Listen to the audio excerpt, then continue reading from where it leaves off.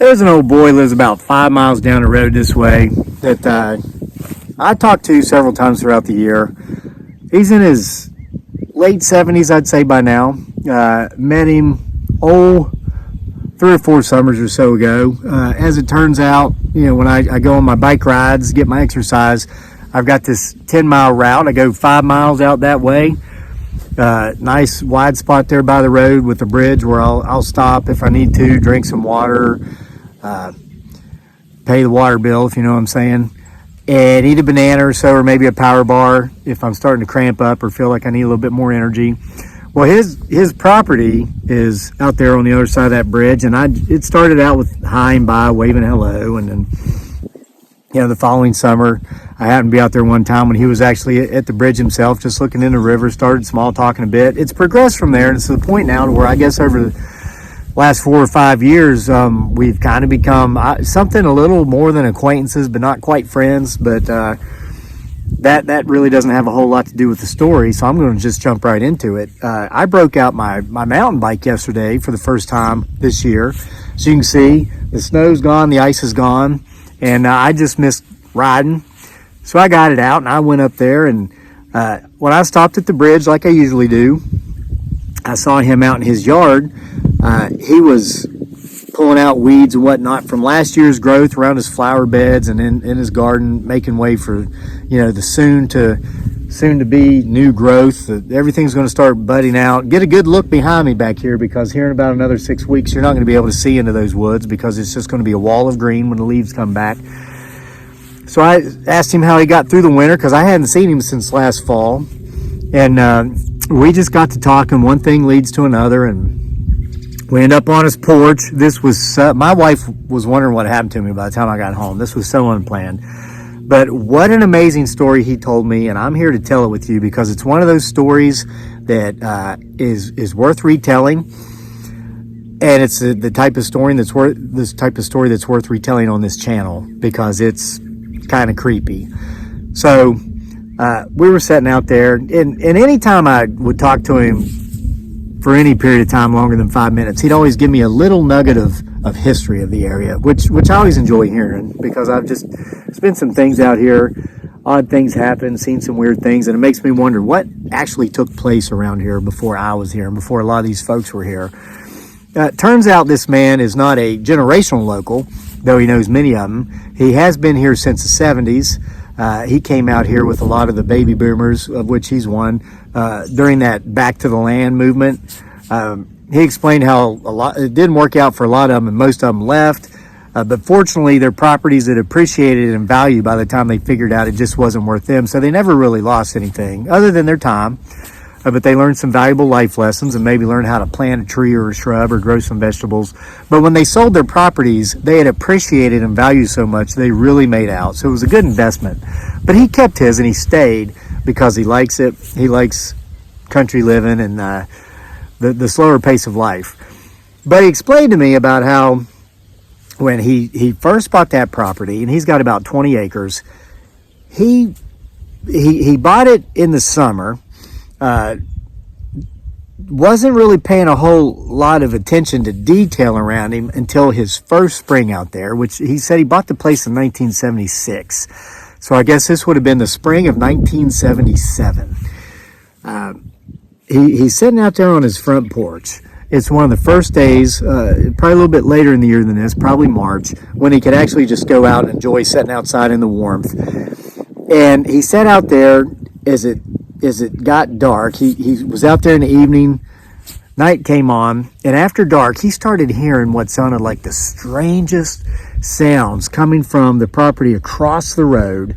You cross the road, and there's another property that goes out for a couple hundred yards. It's just field, and then it drops down steep over the back. There's a ravine, what we'd call a holler back in Appalachia. They'd call it hollow, I guess, anywhere else. There's a stream running through that hollow, and then it comes up the other side and turns back in the field.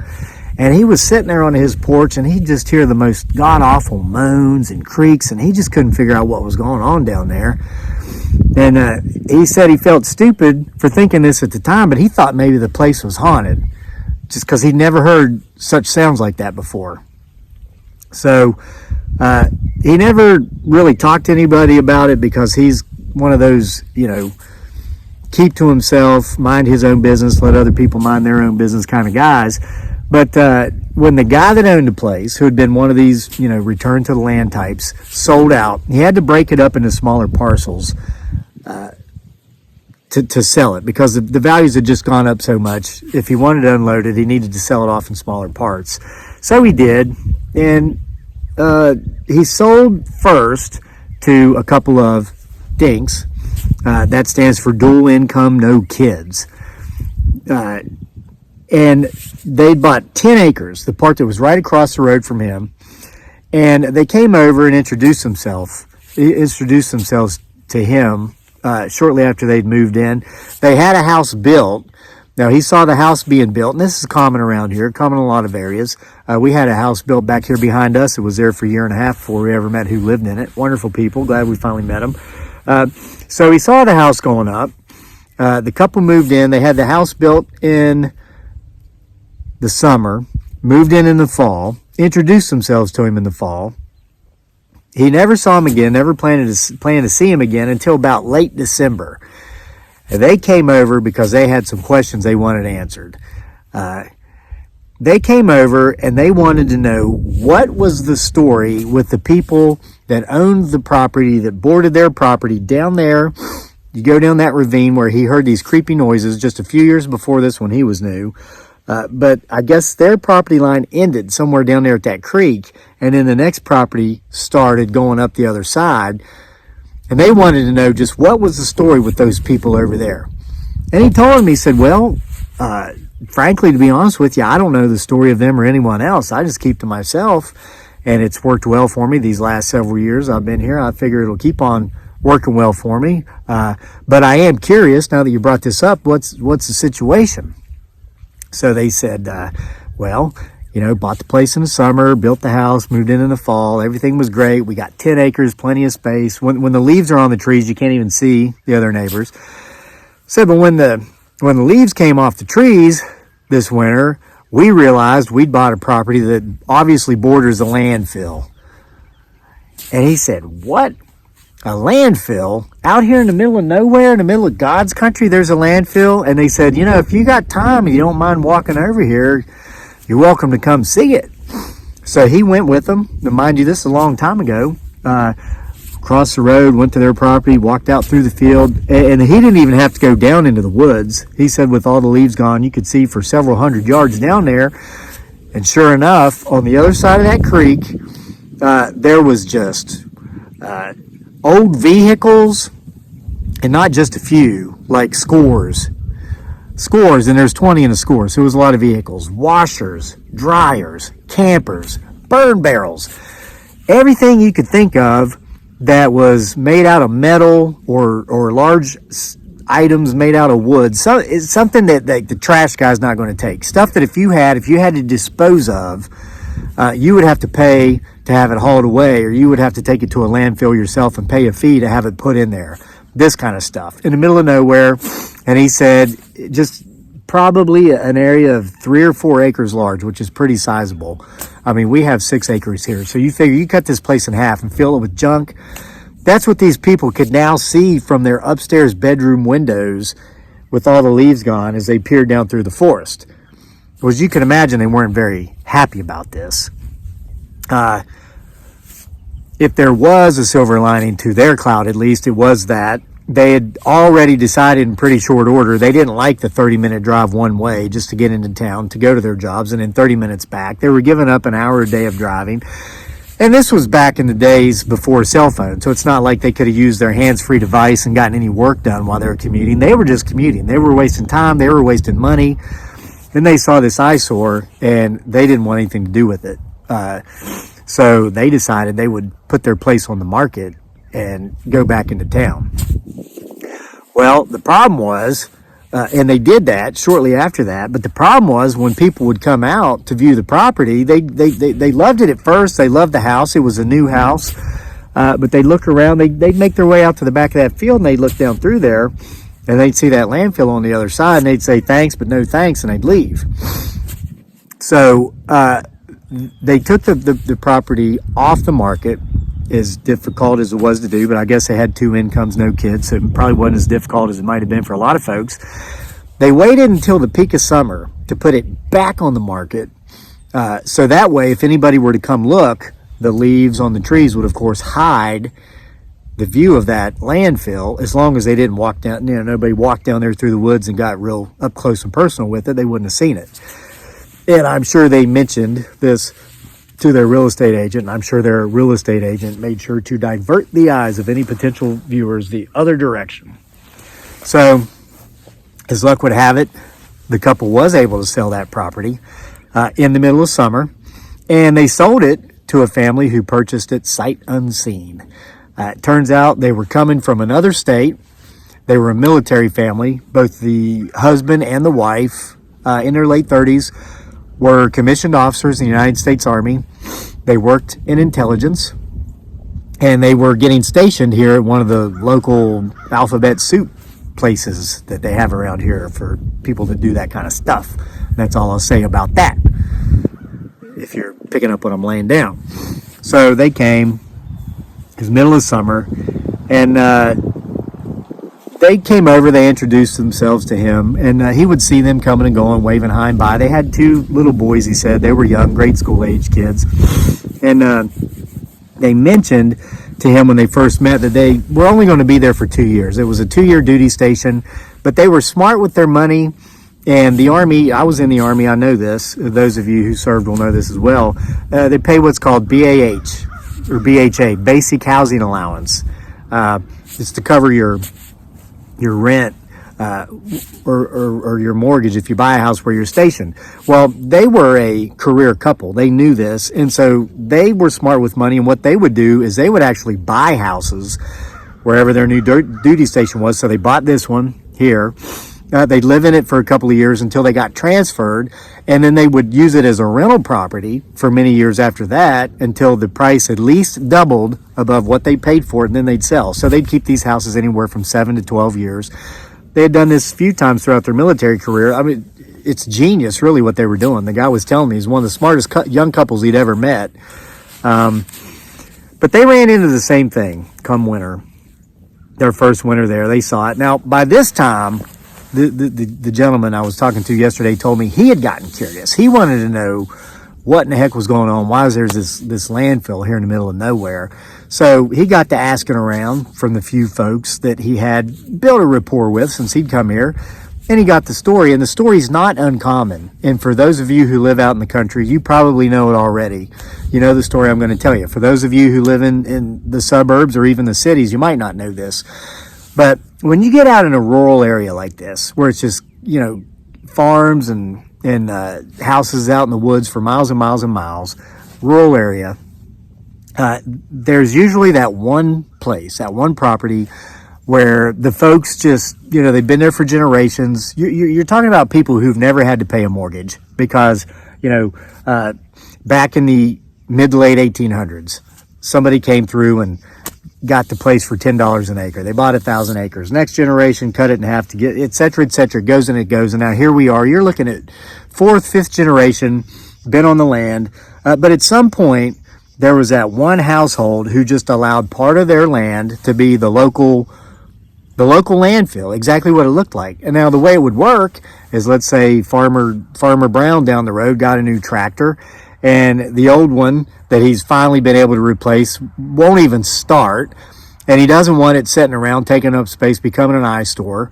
Well, he'd drag it down to, that one property, those owners who would allow him to just take it out back, set it in neutral, push it over the hill, roll it down over the hill, and give me whatever you will to let you do that. A few bucks, a little bit of cash money, and then he'd never see that tractor again. And usually the folks that live there, they'd never see it because they never went out to that part of the property anyway.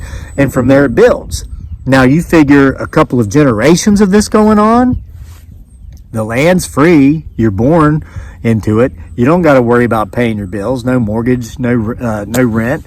Might need some cash for utilities and food, and you probably do either grow or hunt most of your food anyway. A lot of folks are able to live a relatively comfortable life out in areas like this on a relatively low, if any, income, just because their needs are met. And they don't have a $1,500 a month rent or mortgage. Nobody in their family has for generations. So that, I was trying to make the short version of it, but it ended up being a little bit of the long version. That's how this landfill came to be. The family that lived there, they were the family who did this. Nobody ever had a problem with it in the past, and it only became a problem when, I guess by this time, Generation Xers are starting to move in and out and about, coming in and out of a place where it's always been the same families forever.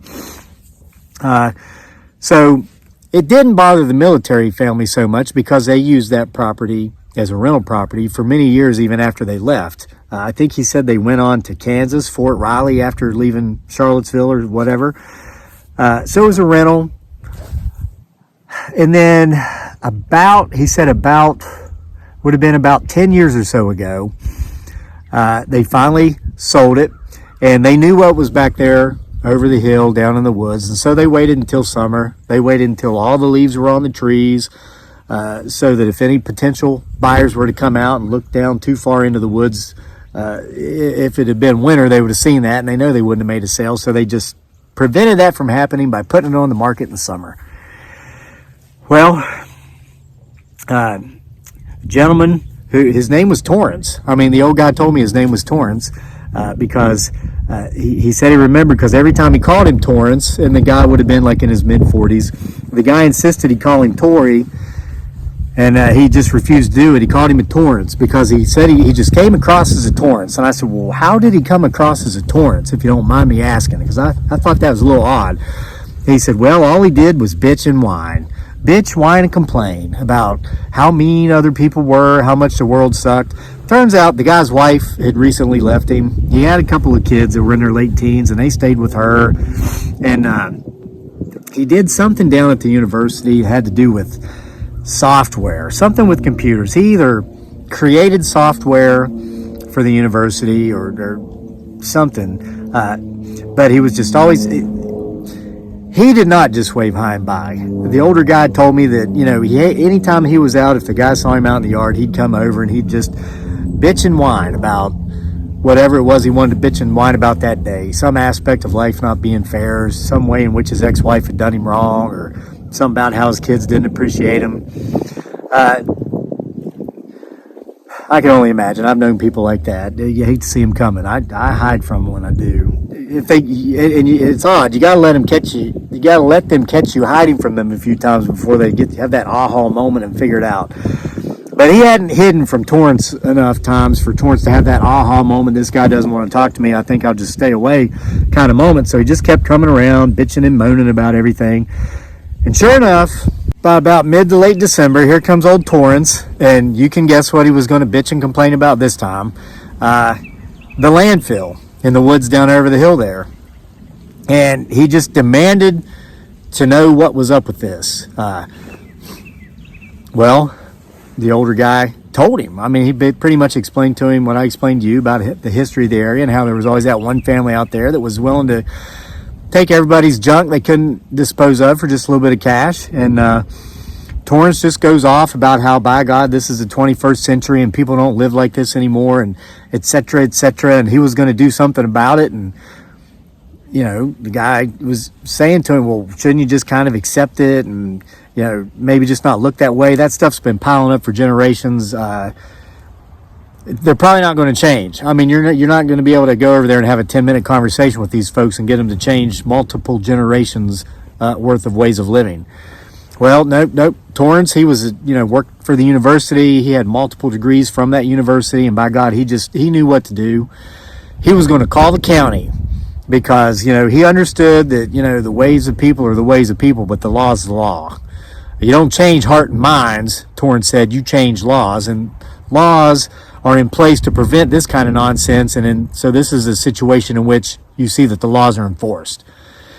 Torrance goes off, marching across the road back home, and we called the county. The old guy would find out, because the next day he saw a county sheriff's deputy car going up to Torrance's house, and about 10 minutes later came back out. So he figured, well, there's Torrance coming out here and starting to ruffle some feathers, obviously. And later that day, sure enough, when the older guy was out in his yard. Here comes Torrance marching over.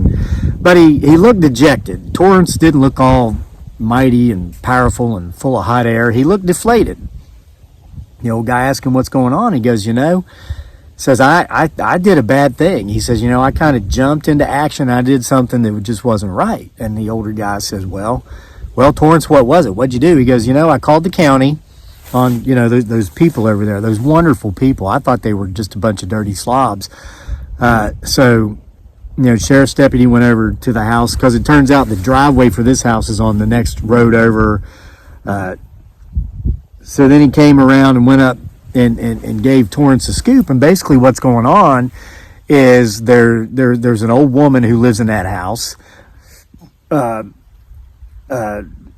She had been living there by herself. Her husband was not in the picture, maybe dead and gone, who knows, but her adult son was living with her. He was a man in his late 50s, and he had told the sheriff's deputy that he was doing his best to care for his mother, and he knew that outside was just an eyesore. He knew it was a landfill, and he was doing his best to kind of clean that stuff up, get that out of there. But he was limited, and he a lot of folks out here, I mean, net worth, they're worth millions, but it's all locked up in their land. Cash flow isn't strong with a lot of them, and you say, well, just sell your land, you have the cash. Well, yeah, but then where are you going to go? Where are you going to go? They've been here forever. Yeah, they could sell and really, really make bank, but then they'd have to go live in the city. That's not attractive. So the guy was trying to clean it up because he wanted to stay there. And he asked the sheriff's deputy if he would please apologize to the man that called the county on him, and just be patient with him. He asked that he be patient, give him time to clean it up, clear that stuff out of there on top of dealing with his mother. And it was going to take him a few years because there was a lot of stuff, but he was doing his best to get caught up. Well, Torrance just felt bad about this because he felt as if he had given a man who obviously already had a problem another problem. So the old guy was just listening to Torrance tell him all this, and then Torrance got another idea. The wind came back into his sails. He says, I got it. He says, you know what? These are the days of kindness, in which kindness is free, doesn't cost nothing. I'm going to practice what I've been preaching for years to the folks down there at the university, and what they preached to him about being kind to everybody. It's free. He says, I'm going to be kind. I'm going to go over there here real soon. I'm going to introduce myself to that gentleman, and I'm going to help him clean that stuff up. I mean, he's over there doing the admirable thing, taking care of his mother, and I'm going to right my wrong by being kind. The old guy told him, okay, Torrance, okay, you go for it, Torrance. Torrance went on his way, and he didn't see Torrance a whole lot after that. He saw him coming and going, but he could go out and do whatever he wanted to do, and Torrance wasn't coming over to complain and bitch about global warming and how mean his ex-wife was and how she cleaned him out, and just all these other things he'd come over and bitch about, because Torrance, he would find out, was spending his time across the field, down the hill, across the creek, and back up. He's helping that guy clean that stuff out. And when he did run into Torrance again, Torrance was telling him how wonderful the guy was. He says, he's a little different than the type of folks I'd usually hang out with. Says he's not old. He's in his late 50s. He's really big, though. He's a big guy. You can tell he doesn't take care of his health. Spends a lot of time just sitting out there on the back porch drinking beer. All times of day. He doesn't know about the night. He figures if the guy doesn't pass out, he probably sits out there and drinks at night. He seemed to like natural light, like Natty Light. And he was familiar with the brand because that's what most of the college kids drank because it was cheap. Most of the folks he worked with drank IPAs. He didn't know a lot of people over the age of 21 really that drank Natty Light, but this guy did. And he'd spent some time talking to this guy, and the guy talked about his mother. I guess she was an agoraphobe. Didn't go out much, if at all. Was kind of like a germaphobe. She was scared to death she was going to get sick, and she had severe social anxiety. So basically, Torrance said it was up to her son, this guy in his 50s, to basically do everything. And the guy couldn't get around to cleaning up the mess behind the house because he was so overburdened with caring for his mother. And, that just made Torrance feel even extra bad for the guy, but it inspired him to do even more work. And Torrance was going on and on about how he was using his money to get flatbed wreckers out to haul some of these old jalopies away. he would use his money to hire the 1-800-GOT-JUNK trucks to come out and just take away these washers and dryers and everything else. But he had gotten creative, and he had gone and he'd gotten with some local some local church groups who would volunteer their youth's time to come out and clean some of this stuff up. And they were really knocking a dent in it. And the old guy thought, well, this is great. Not just is Torrance getting along now with the neighbor that he thought was going to be a problem neighbor, but he's found something to do to keep him busy when he's not at work, keep him away from him. So Torrance was doing this stuff for, at least a year or more. And then Torrance just disappeared one day. Torrance was gone. And the older gentleman noticed a for sale sign up across the road. So he went over because by this time Torrance had become somewhat of a curiosity to him and a simple form of entertainment. Torrance obviously was batshit crazy. And the guy was kind of entertained by just watching what was getting him riled up that day, what wasn't, and how far along had they come with cleaning up the landfill. So he walked across the road when he saw the for sale sign, walked up to Torrance's house. The only time he'd ever gone there. Rang the doorbell, no answer. Knocked on the door, no answer. He's looking in the windows, and the house had been cleared out. Torrance was gone. So it took him a while to get the story, but he finally got the story from one of the local gossips, and the story is this. And mind you, you're hanging on saying, what was those creaky moans and groans and all those things, and this story was kind of scary, but you kind of veered away. Well, that's part of the story. The croaks and the groans was all this junk settling. The older guy came to learn once he'd gone over there with that first couple that walked him over there, the Dinks, and he saw everything was down there. He actually laughed because that's when it occurred to him that the things he was hearing, all these creepy sounds at night on spring, that first spring, he spent there sitting out on that porch hearing these moans and these groans. It was this stuff settling. It would heat and expand with the sun during the day. Then at night, when the sun went down, the temperatures would plummet because it was still just March, and this stuff would start creaking and scratching, and it sounded like the whole place was haunted. But as we know now, it was a landfill. Well, the story he got from the local gossip, as far as Torrance is concerned, is this. Torrance was at work one day, and him and the older, overweight, very unhealthy guy that was living there with his mother was having chest pains. Well, he called Torrance on Torrance's cell phone because he didn't know who else to call, and he said, Torrance, buddy, I think I might be having a heart attack. I'm having some chest pains. So Torrance told him, he said, I'm 30 minutes away. I'm going to call 911. You just sit down, lay down, don't move. I'm sending an ambulance. He did. He called 911, sent the ambulance. Torrance got home later that day. Shortly after Torrance got home, he was visited by the same local sheriff's deputy that had gone out to talk to the man about the landfill when Torrance had first called a couple of years before this. Well, the sheriff's deputy had to deliver the not-so-good news to Torrance that his friend that he'd been helping clean up his property died. He had a heart attack. The ambulance came when Torrance had called 911, but the gentleman expired before they got him to UVA Hospital downtown Charlottesville there. And Torrance was upset about this, but he immediately thought of the man's mother, and he was concerned about the old woman. And he asked the policeman, he says, well, what about the old woman that was living there? I mean, the guy was taking care of his mom. Is there anyone else they're going to be able to get to move in there? Is she going to be able to afford to go to an old folks home? And the sheriff's deputy said, I never thought of that. He says, let me do my due diligence. Let me make some calls. And thank you for bringing this up to our attention. For one thing, we've certainly got to address this. Well, sheriff's deputy left, came back a little bit later, and he told Torrance some news that, it just changed things. As it turns out, the guy that was living there, his mother that he was helping, had died 20 years ago, 20 years before this, okay? Her and this son that was, I guess, squatting in her house after she died had never gotten along. I guess this woman was crazy. She had driven her husband off. Her son, as soon as he was old enough to get out of the house and on his own, left, went into town. didn't get any education. He might not have even finished high school.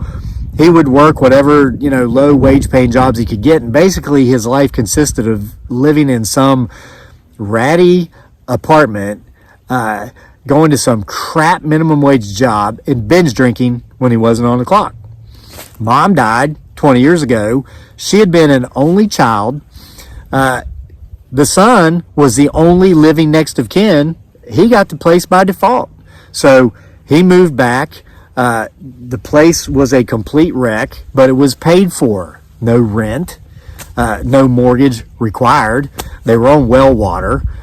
So utilities were minimal. They had a generator like most country folks do. So if the electric went out, they could resort to that, or he could resort to that. He was living there alone.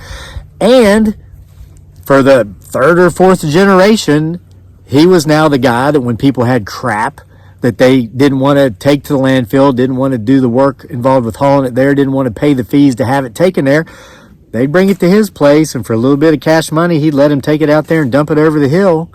So the whole time, Torrance was, and he even said, I saw the woman through the sheer curtain at times looking out the window. Now, I know she was there, and the cop said, I walked through the house after I was told this just to make sure. He said, you were looking at a bowling ball propped up on a pile of laundry so dirty it had maggots on it. He said, I'd never seen a house that filthy.